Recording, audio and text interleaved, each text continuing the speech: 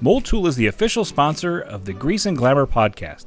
Established in 1853, Motul has grown to become a recognized leader in lubricant technology. Racing teams around the world have trusted Motul to deliver the endurance and performance needed to compete at the highest level. Even if you're not racing on the track, Motul's full range of synthetic lubricants will protect your engine against wear and tear of your daily commute. Stop by Universal Imports to purchase Motul's line of products today.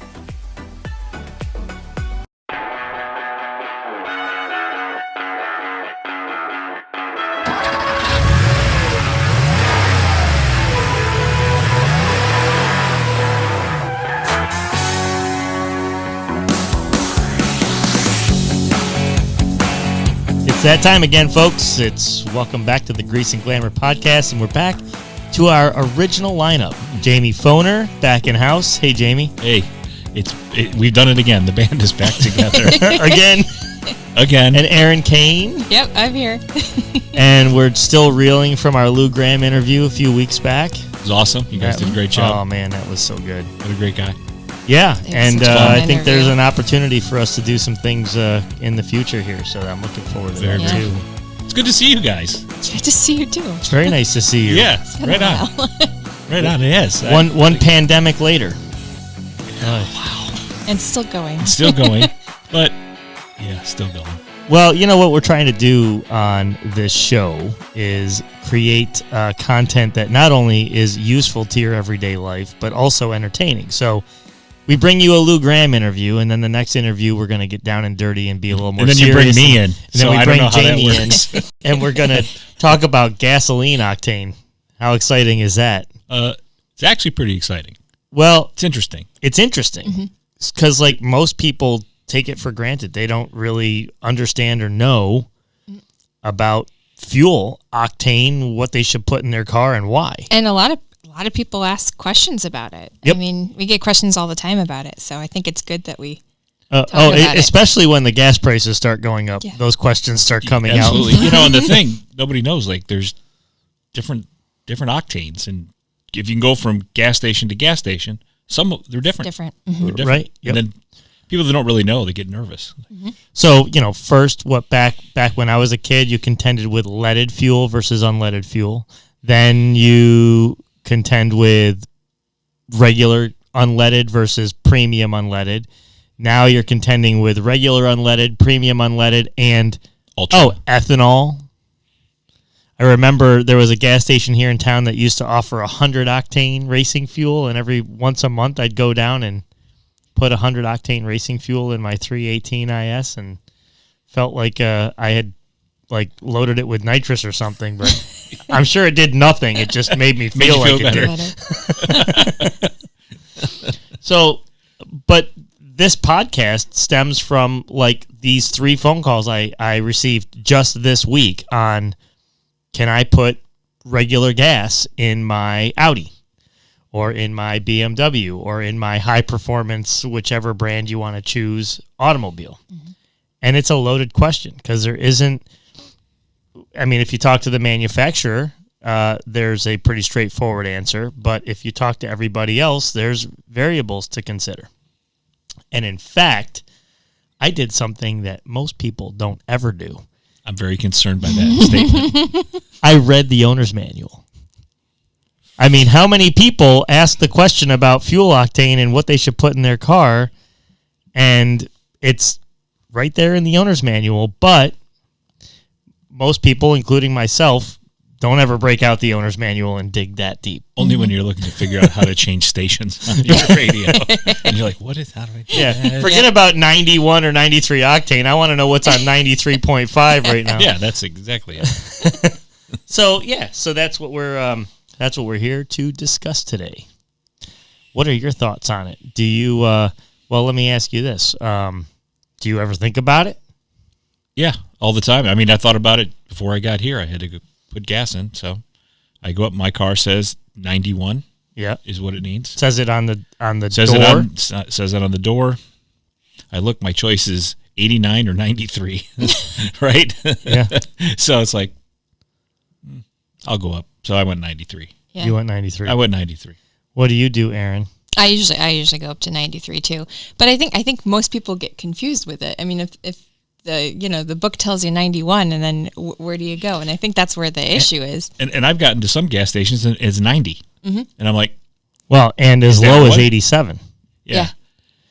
I think everybody's different too, so it's not consistent, from place to place. Yeah, in this car, I've only put in the highest since I got it. Let's start this conversation and talk for a minute about what octane really means and what it really does in your engine. So how does fuel or gasoline run your engine? What happens? And basically what happens, and the reason there are different octanes, is it is to mitigate the phenomenon of engine knocking, which is something that happens when you get these little explosions in the combustion chamber as the piston comes up and compresses the air, and the spark plug ignites the fuel vapors that are mixed with air in the combustion chamber. It creates an explosion.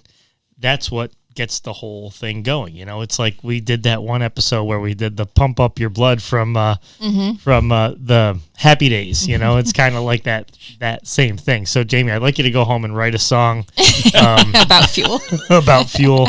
Just use that same song and just do fuel. Do fuel? Yeah, I got it. But it's that kind of thing. So what happens is if you use a lower octane gasoline in a higher performance engine, you run the risk of these little multi-explosions that happen in the combustion chamber that don't really do, arguably, it's not going to do damage, okay? There are engine knocking issues that can come from other things like timing problems and stuff like that can cause engine damage. It's much less likely that a lower grade gasoline in your car is actually going to cause true engine damage. At this point. At this point. I mean, maybe there's a bigger argument over time, but even that, there's schools of thought on it. So when you have the proper octane, higher octane in a higher performance engine. So what is a higher performance engine? So any European car, any European higher performance engine. So we're not just talking about like Porsches and Lamborghinis and Ferraris, but Audis, BMWs, Mercedes, I think even some of the Volkswagen models, Jaguar, Volvos, any of those higher end, Porsche, of course, any of those higher end vehicles are going to have their higher performance engines. They need higher octane to have a smoother combustion with that fuel, and therefore higher octane is what's recommended. Having those lower octane fuels in there could cause some of that engine knock, but that's also possible that it won't happen because the newer cars have very smart computers in them. So, just like our phones are super smart, so are our cars. And the engine computers actually now know how to dial in when it sees a different fuel. It dials in the way the engine runs. They know exactly. So you could put regular unleaded in a vehicle that is recommended for a higher octane and may never have a problem. You also, on your very first fill-up of that regular, may start hearing a little bit of that engine knock. Now, here's the other thing. Let's talk about the knock. It's probably not best described as a knock. It's more of a ping. So it's pinging, but they call it knock. So if you hear that pinging, that's what's happening. You switch back to the higher octane, that'll more than likely go away. Will it cause engine damage? Probably not. Over a long period of time, also probably not, but there's a slippery slope. When you use a lower octane in a vehicle that requires a higher octane, so a premium fuel car, you could have diminished performance and you could have diminished fuel efficiency. Which is how I make up my mind to do it. I'm always like, I'm going to go with what they say because in the back end, probably saving and getting better gas mileage. So what I'm paying more for in gas, right? You're making up for it. I'm making for. You know, we were joking before the show started about this combustion process that happens in an engine. And it's like I said, it's like the super collider in Europe where they're trying to poke holes in the different dimensions. And then we had a question as to, wait a minute, what dimension are we really in? And I'm pretty sure I answered that because I am the sci-fi guy. Yes. I said, Jamie, you're the sci-fi guy. You should know what dimension we're in. Well, It's the third. It's the third. Now, to the point that Albert Einstein says you can use time as fourth. Yeah. Mm-hmm. But the reality, It's the third dimension, It's the or maybe the fourth, or it could be the it third and a depends on half. how many glasses of wine you have. That might actually put you into the fifth. I'm not sure. Or if you drink a fifth, it might put you. Yeah. A fifth to get to the fifth, I guess. That's, I think I've been there before. No. oh, I would doubt that. Well, yeah. Third dimension is height, With width, and weight. Yeah. Right? Yep. Is that right? yep, Or depth? Yep. And then I It think might be depth. depth. I it's think depth, depth, yeah. and then you can add time and be the fourth. Time. Yeah. And then As fifth Pink is- Floyd would have said. Oh, I can hear it right now. Yeah. I bet you'll add that in post. If I can. If YouTube won't kick it off. Yeah, true. So I'll just have to call Roger Waters and David Gilmour and get permission real quick. They won't mind at all. So all right. So I don't. We may not be getting to the point that everybody wants to know, and that is what can I put in my car? And I think the basic thing is this: is you are not going to, you can put 87 in your vehicle that requires 91, or let me read what the owner's manual says. So this comes right out of a BMW owner's manual, and it says, let's see, what does it say? It says, oh, well, this is from an Audi owner's manual. The individual gasoline grades are differentiated by octane ratings. The value is given with R plus M/2 equating to AKI or in RON. Unleaded fuel only, minimum 87. Okay, so it says that the way they say it is the minimum required fuel grade you can put in your car is 87. It says the recommended is premium 91 or super 95. So, and BMW says something similar. It says BMW recommends AKI 89. But then it also, that's for the minimum fuel grade, but the recommended is 91. So what both owners' manuals are saying is that 87 or 89, which is most regular gasolines, is the car's still going to run. Mm-hmm. 91 to 93 is where you're going to see what this car was designed to have in it. Yeah, and if you go on and look it up, you get all these videos and you get people in there with this conspiracy theories about you don't really need it, they're just getting you for money. And I'm like, the car manufacturers have no. There's no. Like relationship with price of gas or which one you use. Mm-hmm. Right. So you should just use what it says. The other thing I was thinking, does it hurt you from a warranty standpoint, right? Does it? I don't know. I would say no, only because there's really not an easy way to prove that. And if you go back to the owner's manual, in which case it's saying that in the case of BMW and Audi, it's saying that you can put a minimum of 87 or 89 in, but the recommended is 91. So my guess is it's probably not going to be as much of a warranty issue. So here's the problem. I think that when a lot of people go into a car dealership and they're buying one of these higher end cars and they ask the salesperson, do I really have to put premium in? I think a lot of these salespeople are saying, no, you don't have to put premium in. And they're only saying that so that you don't freak out and not buy the car because of the extra expense of the gas. Yeah, they're trying to keep you on the lot. But I'm not sure that most of them really understand really know what they're saying when they give that answer, other than they're just trying to sell the vehicle. And so that's why I thought it was important to have this podcast, because I think we're breaking this down a little bit more.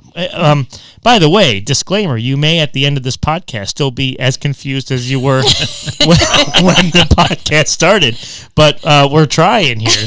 At least we're addressing the issue. So what about the reverse? Okay. Right? So can you, if your car is just normal 87, is it going to hurt you to put in a 91 or a 93? Because I always think it's about, people think that the higher octane is better gas.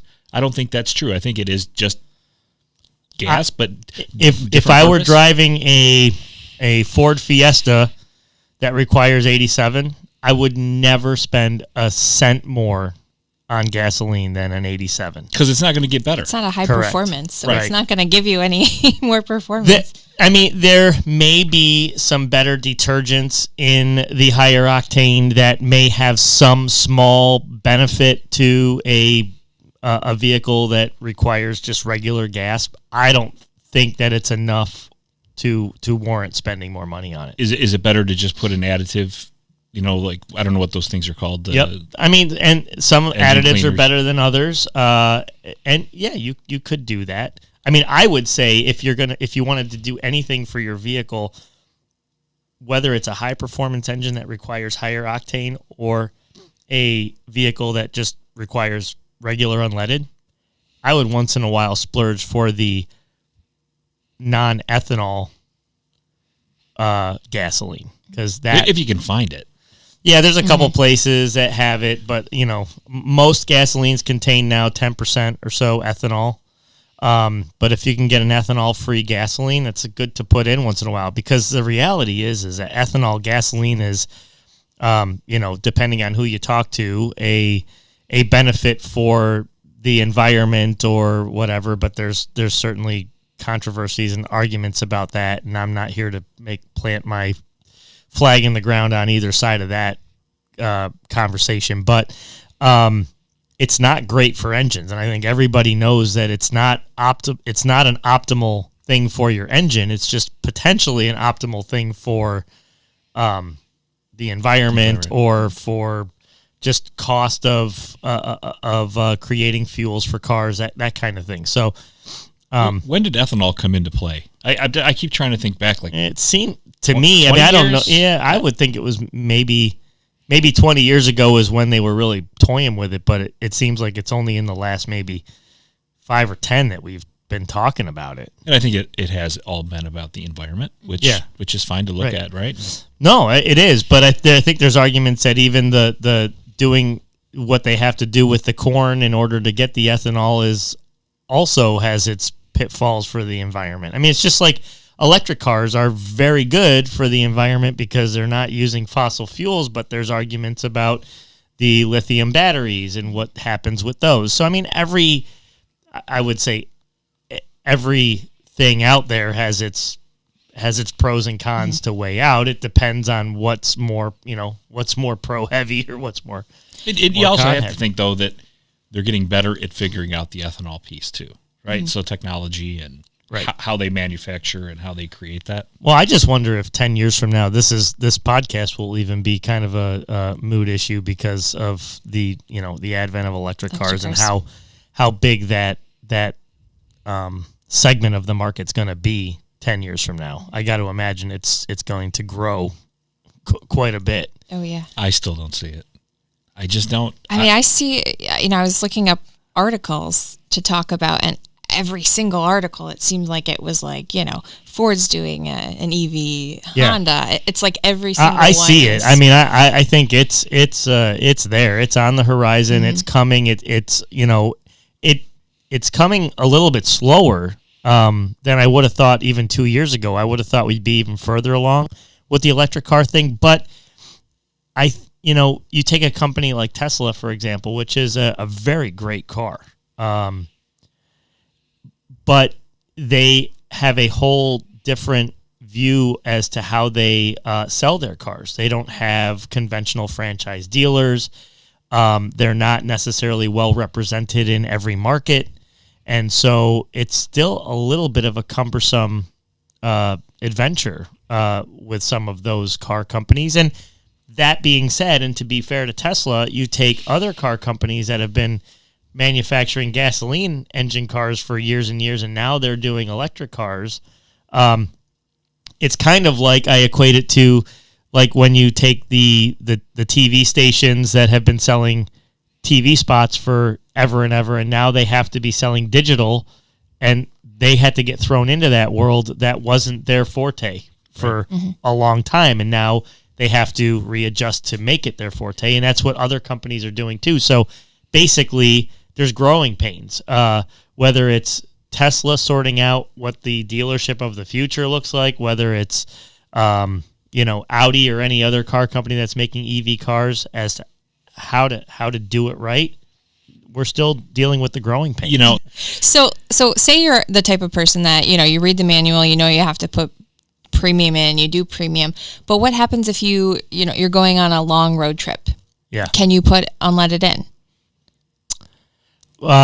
So repeat the question.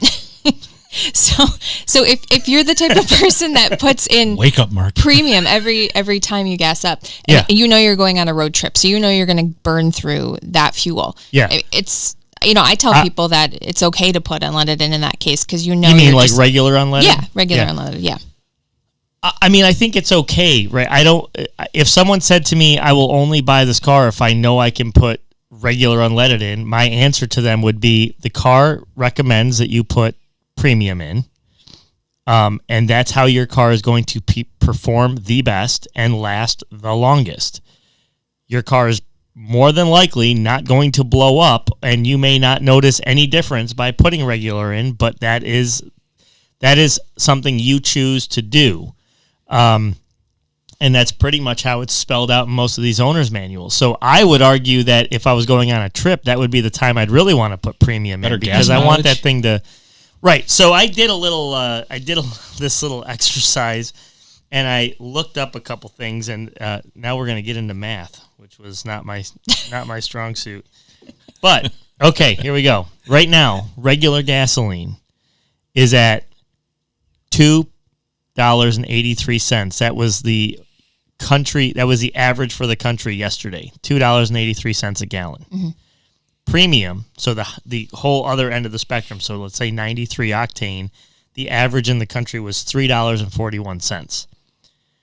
The average American, now, so we're just going to be dealing with averages. Obviously, some people put a lot more miles on, other people put a lot less on, which, by the way, when you are considering a car, and if you are concerned about the price of gas, you should really consider, because I've had people come in that put 5,000 to 7,000 miles a year on their car, and they're worried about gas. In fact, I had someone who really wants an electric car and hardly drives at all, and I said, you should get an electric car if you want an electric car and want the electric car experience, but you wouldn't be the candidate to get an electric car because you're going to save a lot. Right. Mm-hmm.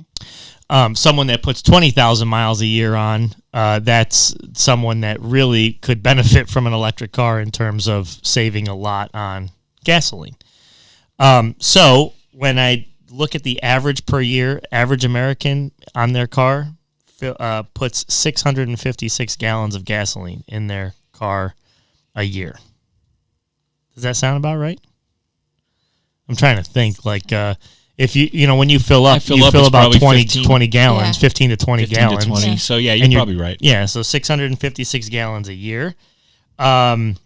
So what does that mean? When you break it down, if you look at those average numbers, it's $380 more a year on a gas tank that, say, averages about 18 gallons per tank. It's $380 a year more to put premium versus regular. But there's one factor that's missing out of that, and that is, so let's say you buy a BMW, and it requires 93, and you only put 87 in, and you're saving that $380. But your fuel efficiency goes down over time, say 2 or 3 miles per gallon, which it could. Mm-hmm. Now that 380 is more like 300. And then you take 300 and you divide that by 365, and then you divide that by 24 hours a day, and it's 50 cents a day. So it's less than a cup of coffee. Less than a cup of coffee. An hour. Certainly less than an unlimited car wash. In one of the Office episodes, like it's less than a cup of coffee an hour. No, I mean 50 cents. There is no coffee in America that's 50 cents anymore, unless it's Aaron, been sitting in. How much are coffees? Because you're the constant stop and have what's coffee. What's a medium Dunkin' or a Starbucks coffee? It's like $2.50. Yeah, $2.50. Yeah. So I put say in 93. Well, go ahead. So here's a question: What sounds worse? Does $300 a year sound better or worse than 50 cents a day? Where are we going with this, I Mark? don't know. No, I just want to know what. I don't know. Or 2 cents an hour. Yeah, no, I Yeah, can't they even. can do My, the my, 2 my cents. mind can't wrap around that. I'm probably at the $300 a year. Yeah. It's a penny every half hour. What do we waste? What do we waste in a year, right? Well, Think about it. So In we'll just settle on, for you to put premium in your car, it's costing you a penny every half hour. So find a penny, pick it up all day long. You'll have better octane in your car. I just don't even know. Like, how does he get there?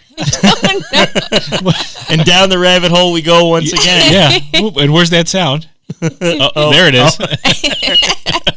I'll have to get that sound effect back on. Oh, yeah. You haven't had the sprinkle sound effect lately?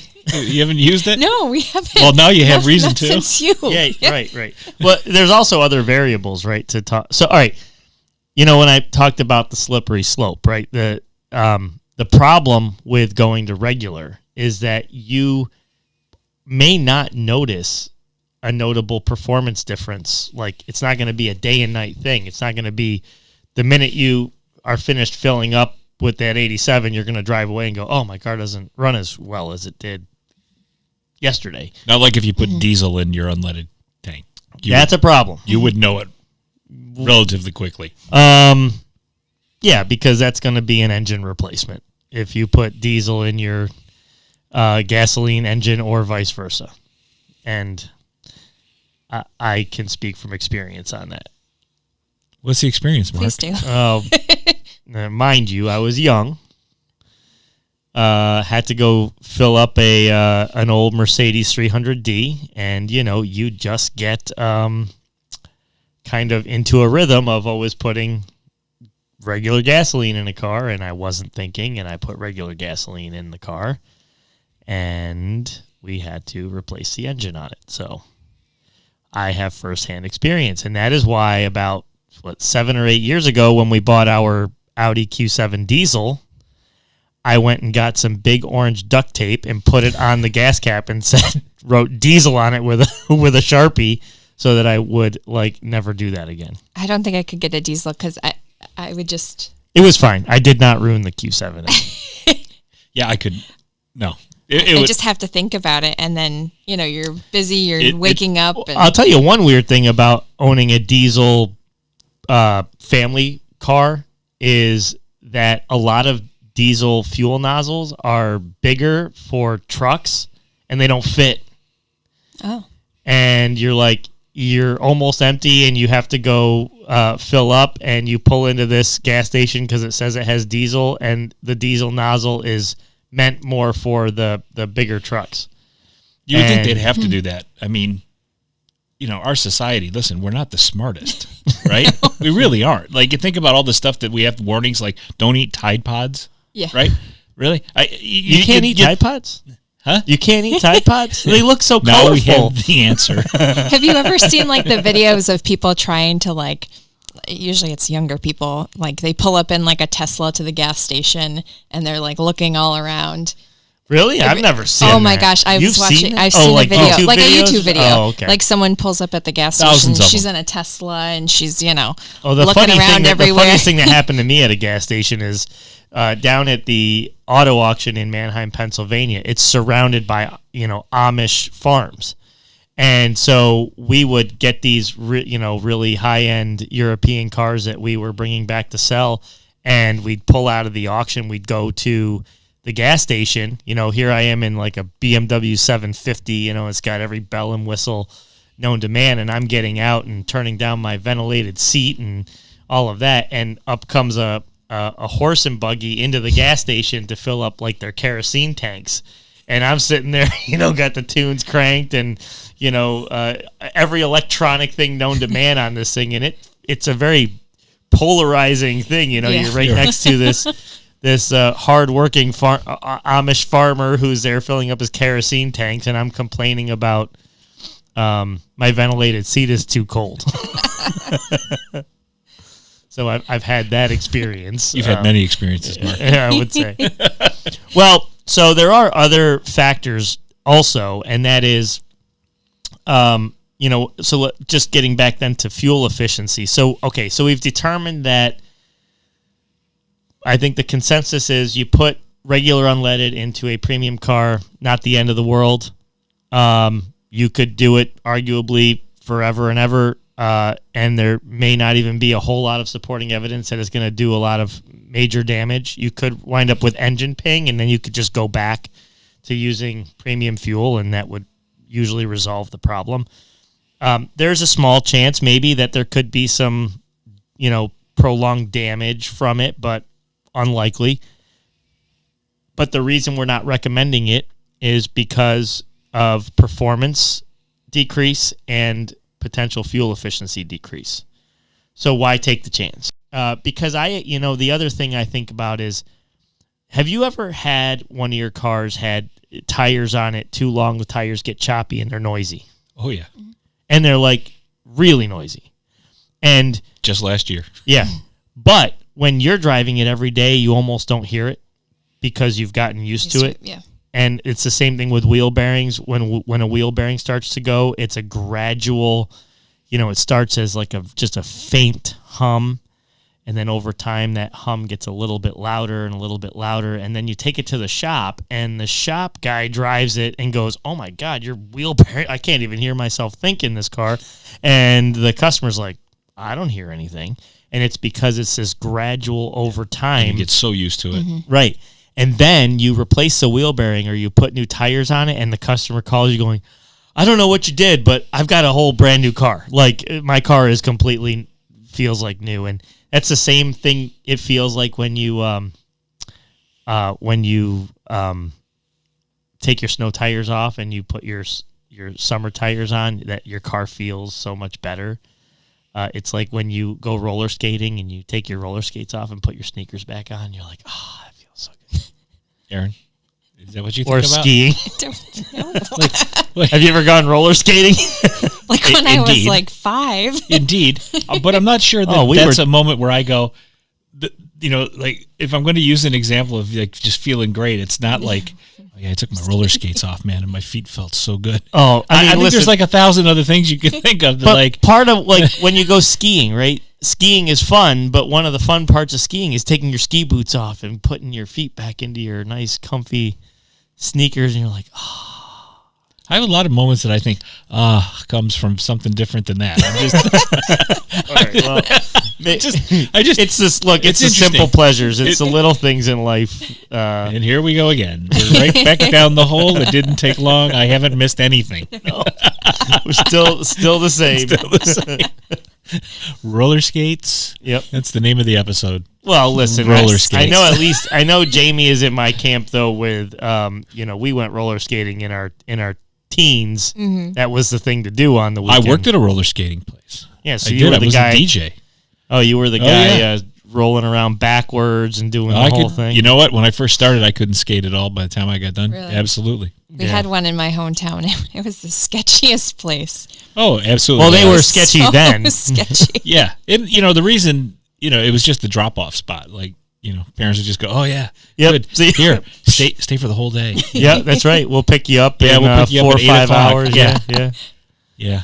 That was a good old days. Well, it was the good old days of really good music, in my opinion. Yeah, I remember what the song. If you talk about roller skating, to me, I have a song that instantly pops into my head. It was on rotation probably every hour at any roller skating rink across the United States.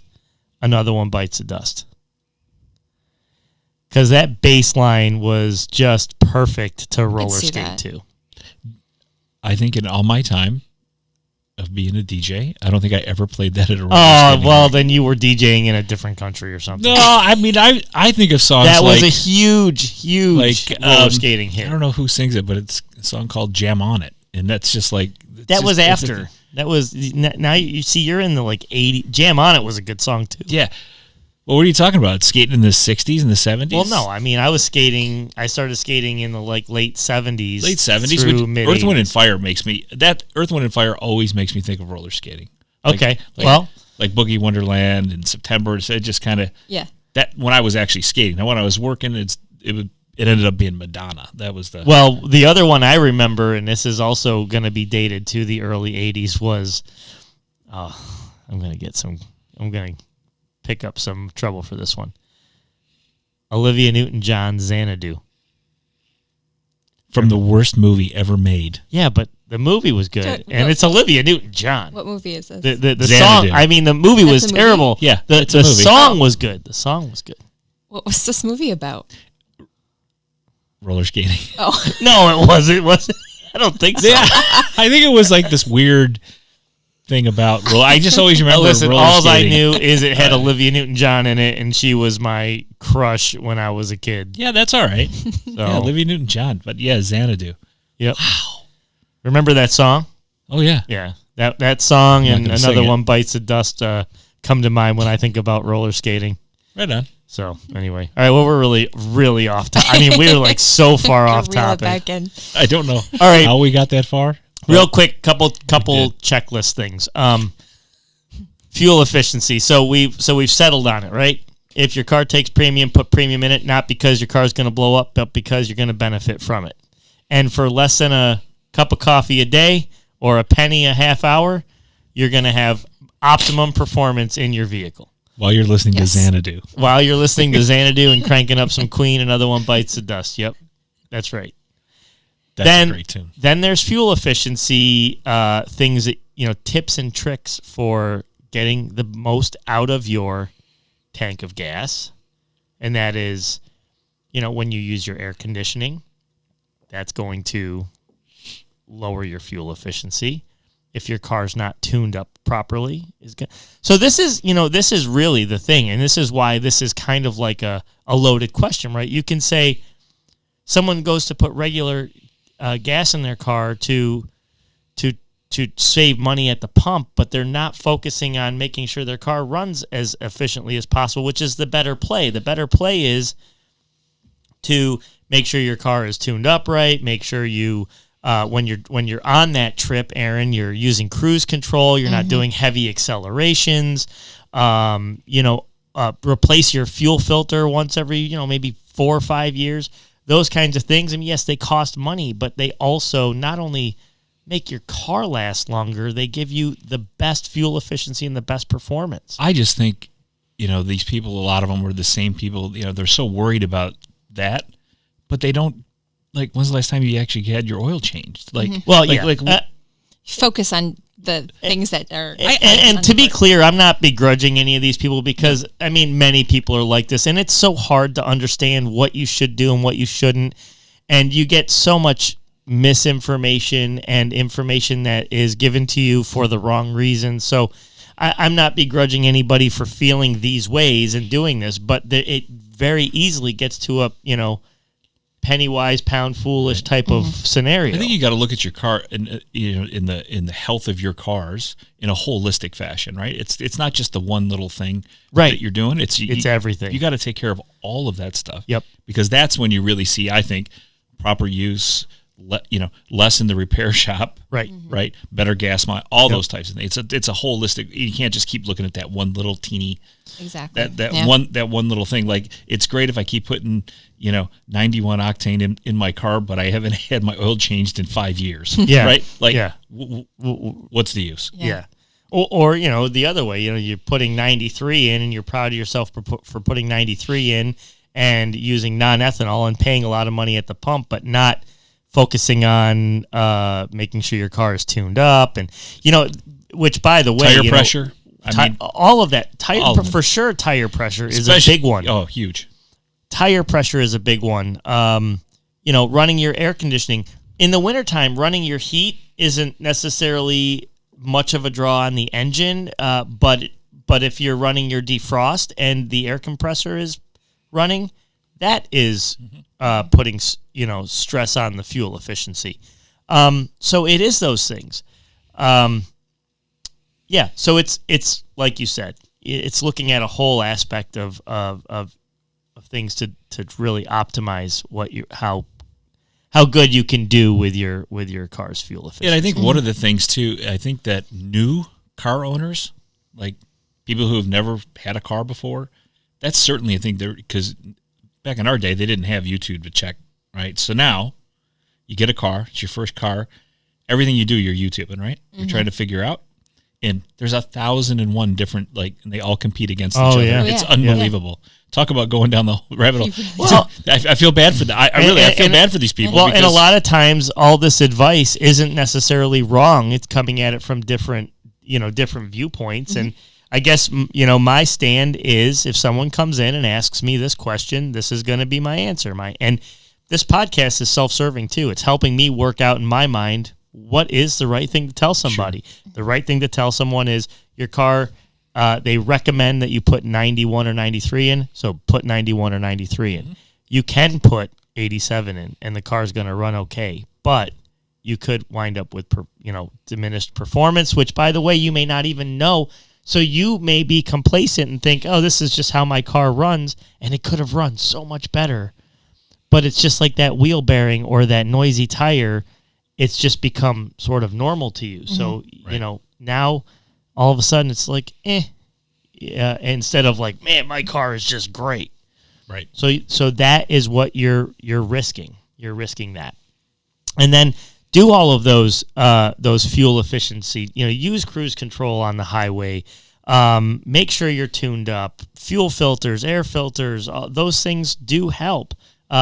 Tire inflation, make sure your tires are properly inflated, all of those kinds of, I see in the summertime people have big, roof racks on for their bikes and kayaks and stuff like that. Well, when you're not biking or using your kayak, take them off, because that's drag. And that's also going to affect fuel efficiency. So all of those things, I would tell anybody not to look at a high performance engine car just because of the fact that it's going to need premium fuel. At the end of the day, it's not costing you all that much more. What did he say? A penny? A penny a half hour, right? A penny a half hour. Well, maybe let's just say for less than what you pay for roller skates. Nowadays. While listening to Zen. For less than what you pay on roller skating per year, you could be putting premium fuel in your vehicle. Oh, I missed being here. And once in a while, throw in that non-ethanol fuel. That'll also make it. What about those bottles? What are they called? Like Fireball, or is that stuff good to put in? Yeah, I mean, I don't think it's not. It's certainly not harmful to put in. And in the wintertime, if you have a car that's maybe not going to be driven, putting a can of dry gas in is also good, with a full tank. Oh, there is one other thing, and probably one of the biggest things is don't let your tank get too low. The first thing my father told me, even though I didn't listen to it, like most people probably haven't, but a half is empty. You should have it in your mind that a half a tank is empty and fill back up. You're not picking up that sediment that's in the bottom of your tank or any moisture, so you're getting all the nice good gas, that fresh gas. So a half is empty. Maybe a quarter is more reasonable to say. That's when I go. But try not to get that thing down to you're trying to beat that clock to see it. Oh, I've got 20 miles left. I can still get to the store and back and gas up tomorrow. Oh, I got 10 miles left. I can get to work and back. That's only 8 miles. Probably not good to do. You may not run out of gas, because usually those metrics give you a little bit of cushion. So even when it tells you you're at zero, They're lying. You might still have a half a gallon in there, but you don't want to get that stuff from the bottom of the tank. And likewise, and we've mentioned this in previous podcasts, I have heard many times that if you go to a gas station and you see those big tanker trucks there filling up, may not be the best idea to get gas at that moment, because as they're filling those tanks or stirring up what's in the bottom of those tanks, sometimes, people don't get bad gas anymore like they used to, so it doesn't happen that often, but it still does happen. Sure. We still see a couple cases a year of a car coming in running really poorly, and we discover it's bad gas. And because it's such a rare occurrence, it's hard to diagnose. Right. Like, you don't go, your mind doesn't go right away to, oh, your car's running bad, it must be bad gas. That's like the furthest thing from your mind, so it's harder to diagnose. So, but it does still happen. So, maybe stay away from the gas station when the tanker truck is there. Do you do gas tank flush outs? We do, but we usually do gas tank flush outs. So if there's a bad gas situation, that's one of the first things we have to do. And with some vehicles, it's not good. If cars have been sitting a long time, the gas sort of turns to like turpentine, and that has to be flushed out. And then a lot of times those tanks actually have to be sent out, and they have to do quite a bit to them to make sure that none of that stuff comes back in the new gasoline. So all of that kind of stuff. So basically, hopefully, with all of our little goofiness and just sidetracking into roller skating. Well, hopefully we made gas fun.